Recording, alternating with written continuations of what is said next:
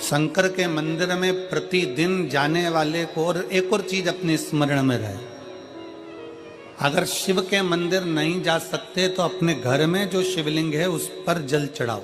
और यदि आप अपने शंकर के घर में शिवलिंग पर भी जल नहीं चढ़ा पा रहे हो तो किसी बेलपत्री का वृक्ष हो, उस वृक्ष के नीचे भी जल चढ़ाओ। और कभी मौका मिल जाए, कभी भगवान शंकर की बड़ी करुणा हो जाए, भगवान शंकर की बड़ी उदारता हो जाए, भगवान शंकर की बड़ी कृपा हो जाए, बड़ी कृपा हो जाए, भगवान शंकर जिस दिन तुम्हारे ऊपर बड़ी कृपा कर दे, किसी सोमवार को 3 नियम बना लो। जिस दिन मेरा भोले बाबा तुम पर कृपा कर दे उस दिन सोमवार का एक नियम बनाओ कि महीने का एक सोमवार मुझे ऐसा करना है, 3 नियम धारण करना है महीने के सोमवार को। पहला, सुबेरे जाकर शंकर भगवान को 1 लोटा जल चढ़ाना है। दूसरा, दोपहर के समय पर जाकर मुझे बेलपत्री के वृक्ष के नीचे एक चावल का दाना रखकर बेलपत्री की 7, 11, 21, 108, 51 जितनी परिक्रमा आप लगा सकते हो वो लगाना है। और तीसरा, बेलपत्री के वृक्ष के नीचे और शंकर के मंदिर के दरवाजे पर मुझे एक घी का दीपक लगाना है। बस ये 3 नियम जिसने महीने में एक बार ले लिया, समझ लो उसको पीछे हटने की जरूरत ही नहीं, वो आगे ही बढ़ेगा। महीने के किसी एक सोमवार का ऐसा नियम बना लो कि मुझे 3 नियम धारण करना है। महीने के किसी भी एक सोमवार को, हम ये नहीं कहेंगे कि तुम सोमवार 5 पढ़ रहे हैं तो 5 को करो, 4 पढ़ रहे हैं तो 4 को करो, 3 पढ़ रहे हैं तो 3 को करो। तुम तो महीने का एक सोमवार का नियम बना। और मेरी जीजियों से, मेरी बेटियों से जो विदेश में रह रही हैं, जो कहीं बाहर रह रही हैं, कहीं बड़े शहर में रह रही हैं, जो रोज मंदिर नहीं जा सकते, हर किसी महीने के एक सोमवार को भी ये नियम निर्धारण करते, तो उनसे कहेंगे कि 3 महीने में एक सोमवार का नियम बना लो। 3 महीने में नहीं बना सकते तो 6 महीने में एक सोमवार का नियम बना लो। और 6 महीने में नहीं बना सकते तो 1 साल में एक सोमवार का ऐसा नियम बना लो कि मैं साल का एक सोमवार ऐसा रहूंगी कि सुबह सोमवार के दिन मंदिर में जाकर जल चढ़ाऊंगी, दोपहर में जाकर बाबा को एक अक्षत का दाना रखकर, अक्षत का मतलब है कि बाबा मेरी दिनों दिन उन्नति करना। बेलपत्री के वृक्ष के नीचे जो अक्षत रखा जाता है वो उन्नति के लिए रखा जाता है। शंकर के शिवलिंग पर जो अक्षत रखा जाता है वो रोग मुक्ति के लिए रखा जाता है। अशोक सुंदरी पर जो अक्षत रखा जाता है वो संतान प्राप्ति के लिए रखा जाता है। षडानंद कार्तिकेय की ओर जो अक्षत रखा जाता है वह हमारे बच्चों की सुख समृद्धि के लिए रखा जाता है। विनायक की ओर, गणेश जी की ओर जो अक्षत रखा जाता है वह हमारे घर में कोई मंगल कार्य आ जाए उसके लिए रखा जाता है। और जो पीठिका होती है जिसपे शिवलिंग रखा होता है, पार्वती जी का हस्तकमल, उस पर अक्षत रखा जाता है तो नारी के अखंड सौभाग्य के लिए रखा जाता है। अक्षत रखने का भी तरीका है। एक चावल का दाना कहाँ रखा जाता है, क्यों रखा जाता है, कैसे रखा। अब कई लोग कहते हैं गुरुजी ये शिव महापुराण में आप ये नियम बताते हो, तरीका बताते हो। हम तो उनसे कहेंगे डॉक्टर के पास जाओगे तो डॉक्टर भी गोली लिखकर ये नहीं कह देगा कि ये सारी गोली एक साथ खा जा। डॉक्टर भी कहेगा ये गोली सुबह खाना है, ये गोली शाम को खाना है, ये गोली दोपहर में खाना, ये गोली भूखे रहकर खाना। बोलो सही है कि गलत है। ये रात्रि को खाना खाने के बाद खा लेना, ये खाना खाने के पहले, ये नाश्ते के पहले। और सुनो ये दवाई, ये वाली पीछे वाली जो दवाई लो ना इसको दूध से लेना, ये वाली जो दवाई लो ना इसको पानी से लेना। और सुनो ये डब्बी है इसको पानी में मिलाकर फिर पीना। दवाई लेने का भी तरीका है, उसी तरह शिव महापुराण में एक एक अक्षत का भी तरीका है और एक एक बेलपत्री का भी। कई लोग कहते हैं गुरुजी आप ये तरीका बताते हो शिव पुराण के माध्यम से, कई लोगों के मन में संशय जागता है। तो अगर हम एक साथ चावल चढ़ा दे तो उसका क्या तरीका है। तो हमारा निवेदन है डॉक्टर जो दवाई ले एक ही बार में निपटा जाए, एक ही बार में खा ले। दवाई एक बार में पूरी खा गए असर नहीं करेगी, इसमें डॉक्टर का कोई दोष नहीं है। उसने तो बताया था ऐसे लेना ऐसे लेना। और तुमने मैं डॉक्टर साहब ने पूछा दवाई पूरी ली, शाम की दवाई भूल गई थी, सवेरे की दवाई भूल गई थी, ये दवाई भूल गई थी। डॉक्टर कहेगा हमने तो नियम बताया था, तुमने नहीं खाई तो असर कहाँ से करेगी। तुम असर कब करती है जब हम पूजन के तरीके को जान जाएं, जब हम अर्चना के तरीके को जाएं। आप साल भर का एक सोमवार निकाल लो, 6 महीने का एक सोमवार निकाल लो, 3 महीने का एक सोमवार निकाल लो, महीने का एक सोमवार निकाल लो। अपने से दिल में बन जाए तो एक सोमवार ऐसा निकालो जिसके 3 नियम धारण हो। पहला, उसी सोमवार जिसको कर रहे हो उस दिन सुबह जल चढ़ाना। दूसरे, दोपहर के समय पर जाकर बेलपत्री के वृक्ष के नीचे एक चावल का दाना रखना और परिक्रमा बेलपत्र की जितनी तुमसे बन जाए, जितनी तुम्हारे शरीर की कैपेसिटी हो, जितना तुम्हारा शरीर चलते बन जाए। हम तो ये भी नहीं कहते कि तुम भूखे रहकर भगवान का भजन करो, हम कभी नहीं कहते। हम तो यहां तक कहते हैं, हमारे पुष्टि मार्ग में यहां तक कहा गया कि वल्लभ कुल की एकादशी करो, भले बकरी जैसे चरो पर एकादशी करो। हम तो यहां तक कहते हैं कि बहुत समय से कल मेरी एकादशी है, एकादशी है, एकादशी है, एकादशी है, पूरे घर को हिलाकर रख दिया, एकादशी है, एकादशी, एकादशी है। बहू टेंशन में, बेटा डिप्रेशन में, पति पपीता ला ला के, सेव फल ला ला के, मूंगफली का दाना ला ला के, काजू कतली ला ला के, सेव फल ला ला के, और सारा सामान साबूदाना और खिचड़ी और ना चिप्स ना जाने क्या क्या ला ला के, बेचारा पति एकादशी आती है वो नौमी से चिंता में पड़ जाता। हम तो ये भी नहीं कहते कि तुम व्रत बहुत भारी करो, तुम व्रत उपास भी बहुत बहुत टेंशन वाला करो, ना ना ना।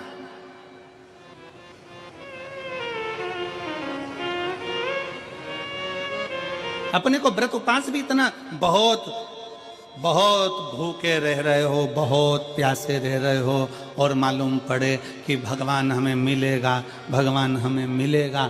भगवान कहता है कि देख भाई, मैं भी भूखा नहीं रहता, तू भी भूखा मत रहे, मैं भी चकाचक रहता हूँ, तू भी चकाचक रहे, मैं भी अपने। और भगवान शंकर तो ये भी कहते हैं कि अपना परिवार भी मत छोड़ो, मेरे पास में पार्वती भी, एक ही देवता है जो विद फैमिली मंदिर में, शंकर जी हैं तो पार्वती जी है, तो गणेश जी हैं, तो कार्तिकेय जी हैं, तो नंदी है, सब मंदिर के अंदर चाहिए। शंकर भगवान अपने पूरे परिवार के साथ। शंकर जी तो ये कहते हैं अकेले तुम क्यों रहते हो।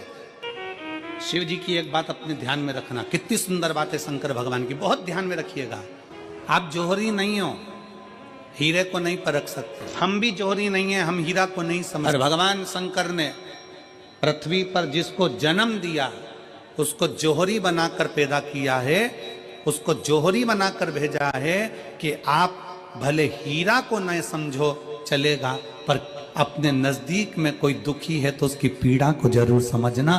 भगवान शंकर कहते हैं उसकी पीड़ा का, हीरा को समझो ना समझो पर पीड़ा को जरूर समझो, किसी के दर्द को जरूर समझिए, किसी के दुख को जरूर समझिए, किसी की तकलीफों को जरूर समझिए। हम भी तो अपनी जिंदगी में एक नियम बना सकते हैं कि मैं श्री शिवाय नमस्तुभ्यम का जाप करूंगी, मेरी कॉलोनी में कोई शंकर जी का मंदिर है, हम 5-10 महिलाएं प्रत्येक सोमवार को 10 मिनट बैठेंगी, शाम के समय प्रदोष काल में 6 बजे 6:30 बजे बैठेंगे, 6:45 बजे 15 मिनट बाद उठ जाएंगे, श्री शिवाय नमस्तुभ्यम का जाप करेंगे, शंकर जी को भोग लगाएंगे। अगर एक हफ्ते में 5 सोमवार पड़ते हैं तो 5 महिलाएं अपना नियम बना ले कि आज का प्रसाद थोड़ा सा, कुछ भी शक्कर, खड़ी शक्कर, कुछ भी मैं लेके आऊंगी, माँ भोग लगाएंगे, अपन 5 मिलकर श्री शिवाय नमस्तुभ्यम जपेंगे, प्रसाद बांट देंगे, अपने घर चले जाएंगे। ज्यादा ढोंग प्रपंच नहीं, दिखावा नहीं, कोई एक नियम। हमारे नजदीक में शंकर जी का मंदिर है, हफ्ते में एक बार नियम बनाएंगे, उस मंदिर में सफाई करेंगे। हफ्ते में एक बार नियम बनाएंगे, अपने नजदीक के शंकर के मंदिर को साफ करेंगे, क्लीन। एक नियम अपने अंदर बनाओ शिव के प्रति।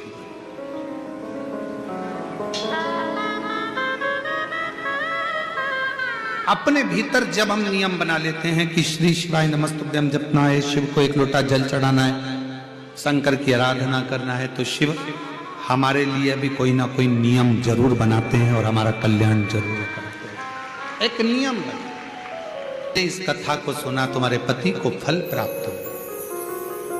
कलिकाल में संसार में जो शिव महापुराण की कथा को सुनता है, श्रवण करता है, करवाता है, बाँचता है, सुनता है, वो जितने जीव इस कथा को श्रवण करने आते हैं, केवल उनका ही नहीं, उनकी 71 पीढ़ी का कल्याण शिव पुराण की कथा कर। रोज पशुपतिनाथ का व्रत करते हो आप, 16 सोमवार का व्रत करते हो आप, संकट सोमवार का व्रत करते हो आप, शिवरात्रि का व्रत करते हो, सोमवार की अष्टमी का व्रत करते हो। उन व्रतों में सारे व्रत करो, मना नहीं है, पर उस व्रत में अपना पूर्ण समर्पण परमात्मा के प्रति रखो। केवल खाना छोड़ा है, अन्न छोड़ा है, भोजन छोड़ा है, और दिन में सुबह से लेकर शाम तक 2-3 बार तुमने कुछ ना कुछ पाया है, वो व्रत हो सकता है आपकी दृष्टि में, पर हमारी दृष्टि में व्रत कौन सा है? शिव महापुराण की कथा कहती है कि सवेरे आपका व्रत चालू हुआ, दूसरे दिन ब्रह्म मुहूर्त तक जो आपका व्रत आपने रखा है, भगवान का जो व्रत कर रहे हो, उस व्रत में एक बात अपने अंदर उतार कर रखो कि इस दिन मैं अपने मोबाइल का त्याग करती हूँ, पूरे दिन मैं मैसेज नहीं पढ़ूंगी, मैं देखूंगी नहीं, मैं अपशब्द नहीं कहूंगी, मैं जानूंगी नहीं। दूसरा, आज के दिन मेरा व्रत है, आज 1 महीने में, 15 दिन में, 2 दिन में, 20 दिन में मैंने अगर किसी से भी अपशब्द कहा होगा, आड़ा टेढ़ा कहा होगा, तो सबसे पहले आज व्रत वाले दिन मैं उसको सॉरी कहूंगी, क्षमा मांगूंगी और अपने हृदय से लगाने का प्रयास करूंगी। व्रत है।